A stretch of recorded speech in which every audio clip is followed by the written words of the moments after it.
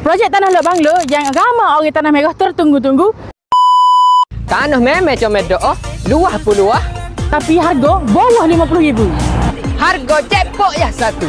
Lokasi tak sesuai, macam ada yang tahu, kita akan bagi lokasi yang terbaik.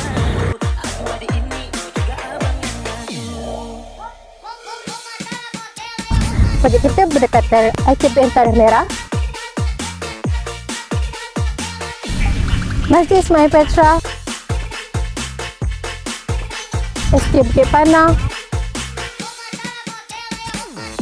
dan Bandar Tanah Merah.